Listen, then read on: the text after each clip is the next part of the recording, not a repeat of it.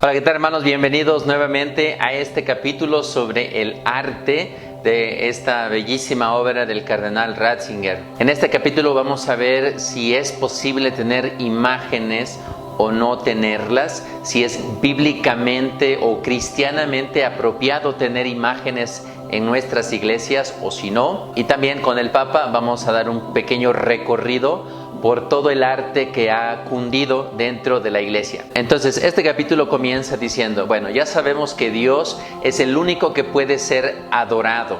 Esto lo encontramos en varios pasajes de la Escritura. El Papa menciona el de Éxodo 20, que por cierto lo utilizan mucho nuestros hermanos protestantes para decir que no debes de hacer ninguna imagen ni del cielo ni de la tierra, porque solo a Dios adorarás. Sin embargo, lo que muchos olvidan es de que a esta ley o a esta regla hay una excepción, y es la excepción de los querubines que están construidos sobre el propiciatorio del Arca de la Alianza. El propiciatorio pues era una cubierta que resguardaba las tres cosas sagradas que tenía el Arca de la Alianza: la vara de Aarón, el maná del desierto y las tablas de la ley. Entonces, en la misma Sagrada Escritura, en Éxodo 25, nos dice que pues sí se pueden hacer imágenes siempre y cuando Dios las haya predispuesto. Y no solamente eso, dice el Papa, sino que también Dios decide hacerse visible en su Hijo. Pero bueno, se consideraban también a las imágenes como prohibidas, ya sea en el judaísmo, en el islam o ahora más modernamente en el protestantismo. Pero digamos que en la Iglesia Católica no fue así, y de hecho en el judaísmo tampoco lo fue al principio, porque ha habido, como él dice, algunas excavaciones donde se muestran estas antiguas sinagogas con pasajes de la Escritura, podríamos decir, o pasajes de el pueblo de Israel, de cómo pasaban por el desierto, etc. Estas imágenes del Antiguo Testamento pues también las vamos a ver dentro de los templos católicos, pero ahora referidos a Cristo. Y no solamente eso, sino referido a los sacramentos. Entonces, por ejemplo, las imágenes del arca de Noé, del sacrificio de Abraham, del pasar el Mar Rojo, pues ahora vienen orientados o están enfocados hacia lo que están apuntando, es decir, hacia la realidad del sacramento. Si en algún momento el cruzar el Mar Rojo representó la libertad de ser esclavos de Egipto para ahora ser hijos de Dios, pues ahora se refiere, como ya sabemos, al sacramento del bautismo. Entonces, una de las primeras conclusiones que el Papa nos quiere dar a entender es de que la cuestión de las imágenes no es compatible con una fe bíblica ni con una fe católica, cristiana, ya que, como hemos visto, es Dios mismo quien permite las imágenes, no para ser adoradas, sino lo que nos va a decir más adelante el Papa. Y segundo, porque Él mismo ha querido manifestarse por medio de la imagen de su Hijo. Entonces, negar las imágenes sería negar la encarnación de Dios. Y bueno, ya que estamos hablando de estas imágenes de Dios, sobre todo la imagen de Jesucristo, ¿de dónde viene esta imagen que ahora nosotros tenemos pues de Cristo, ya sea en nuestros crucifijos o alguna imagen o aquel muy famoso como que está orando de la última cena, ¿no? Que está así Jesús muy serio, no sé si ustedes se acuerdan de ese? ¿De dónde vienen todas estas imágenes de Cristo? Pues para empezar, el Papa dice, estas imágenes no son retratos, no son fotografías, sino que son principalmente alegorías, es decir, estamos viendo algo que nos trata de enseñar algo distinto, algo específico de eso que estamos mirando. Por ejemplo, las imágenes de Jesús pues son imágenes de un pastor, de un maestro, de un filósofo, etcétera. Pero no son necesariamente unos retratos. Dice, más o menos en el siglo IV, o sea, estamos hablando del año 300 y algo, aparece una imagen, un lienzo que es atribuido o que es considerado como la imagen de Cristo. A este lienzo se le conoce como el akeiropoietos, es decir, una imagen no hecha por manos de hombre y que representaba la faz de Cristo. Más o menos por el mismo tiempo se da a conocer o se trata de relacionar también la sábana santa de Turín.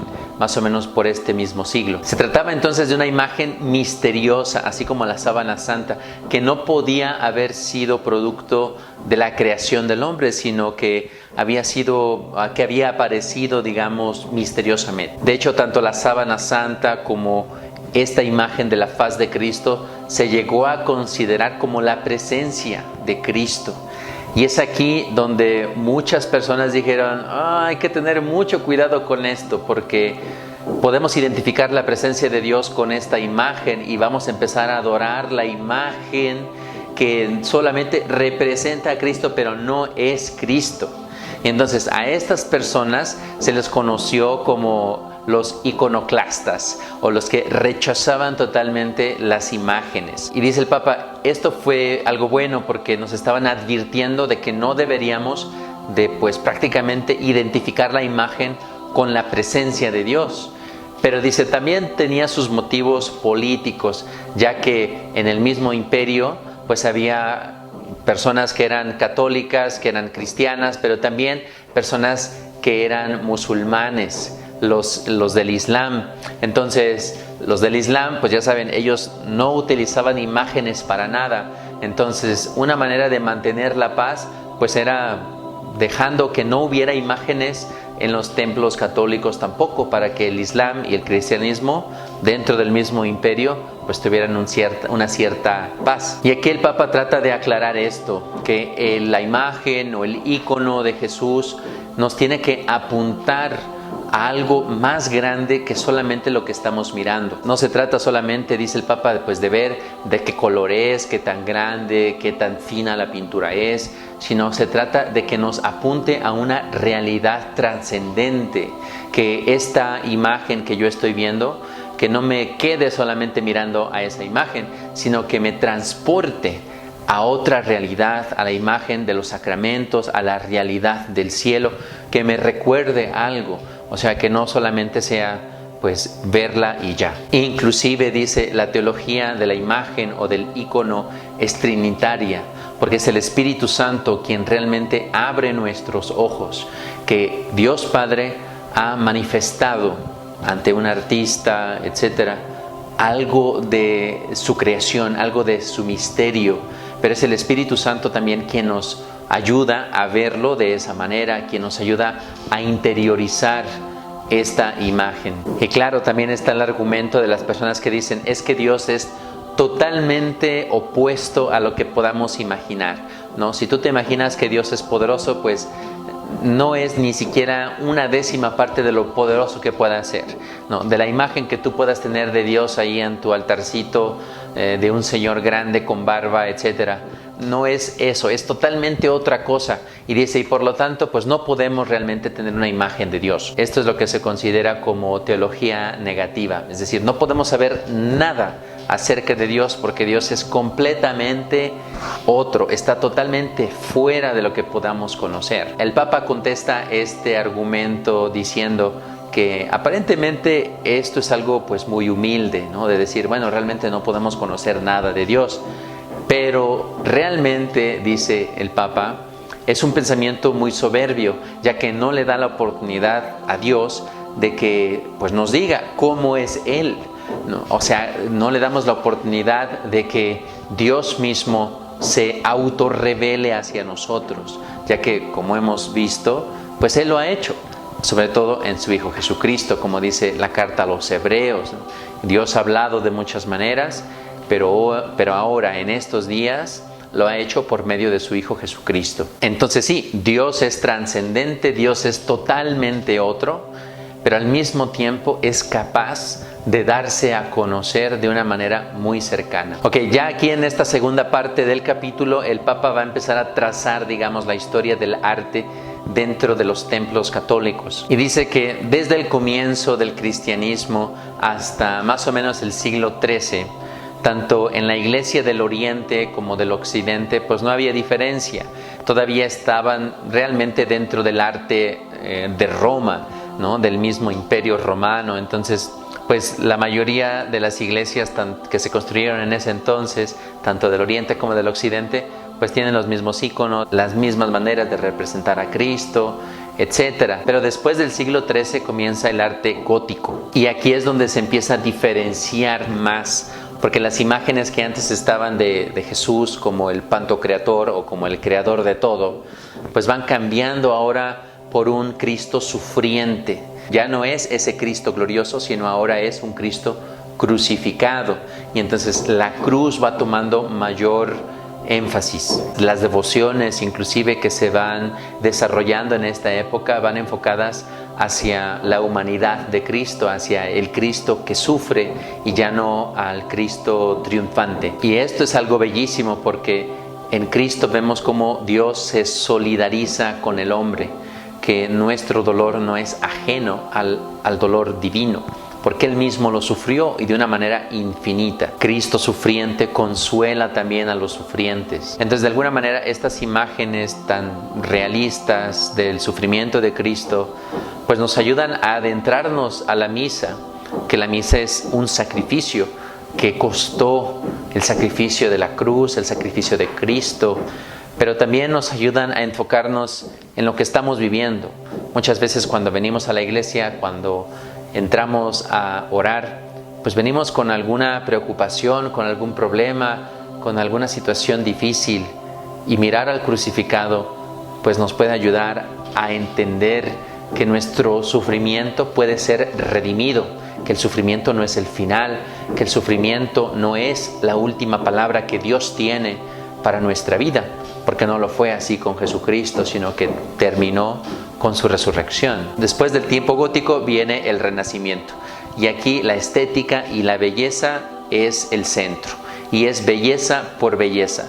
No se trata tanto de representar algo, sino es simplemente lo bello, lo estético. Hay una cierta nostalgia en los artistas también de los dioses griegos, de los dioses romanos, como la perfección, como esos mitos romanos o griegos que alcanzaban la perfección y de alguna manera la trataban de plasmar ahora por medio de sus obras. Todavía se sigue representando el arte religioso, pero ya el arte no es solamente para la iglesia, sino ahora también es para el mundo, digamos, para la sociedad. Después viene el arte barroco con su aspecto más pedagógico, es decir, los cristales, las pinturas, cualquier detalle que se podía realizar dentro del templo era para enseñar algo. Ahora ya no es solamente belleza por belleza, sino ahora lo principal es que dé a conocer un aspecto de la fe. Los retablos que se originaron en esta época, aquí en México, por ejemplo, tenemos muchísimos retablos que son barrocos, en España también, tratan de ser una ventana hacia la liturgia celestial. Por eso había tantos santos y ángeles, querubines por todos lados, nubes, columnas y un montón de cosas, porque trataban de reintroducirnos a esta liturgia celestial en la cual participábamos. Ya por ahí en el siglo XVIII, siglo XIX, entra el tiempo de la Ilustración. Y aquí es donde las cosas empiezan a desmoronar, porque aquí es donde se diferencia completamente el arte de la fe y el arte pues del mundo, digamos. La cultura que antes estaba unida con la fe cristiana, ahora le da la espalda a la fe y se va por otro rumbo. El arte de fe se enfocó principalmente en el pasado, en tratar de replicar arte que ya había ocurrido antes, y solamente en preservar ese arte. Por parte de la cultura, digamos, de la sociedad, pues empieza a vaciarse también de imágenes y se empieza a enfocar más en figuras geométricas, en cuestiones funcionales, ya no tanto con esa belleza de las imágenes, sino ahora pues vacías.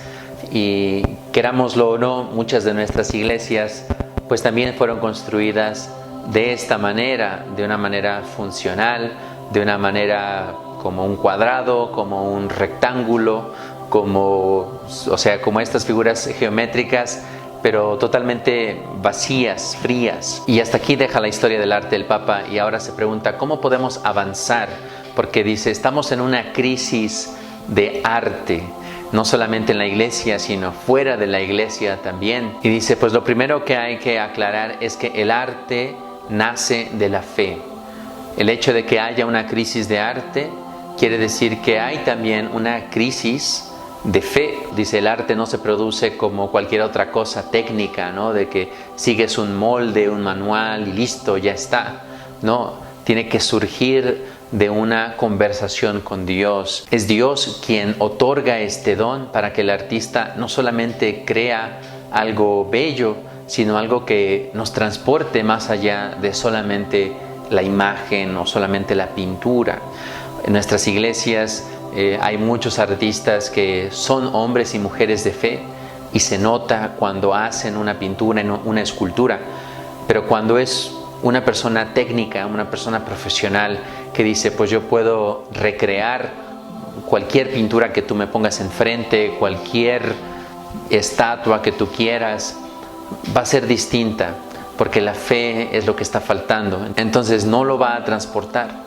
La renovación del arte viene con la renovación de fe. Y dice el Papa, esto es tarea de todos. Todos deberíamos de esforzarnos en recuperar esta fe que es capaz de trascender, porque es en esa fe capaz de contemplar donde podemos encontrar un buen arte. Pues bueno, hermanos, hasta aquí este capítulo muy interesante sobre el arte cristiano, sobre las imágenes, sobre lo que nosotros podemos hacer también con respecto al arte.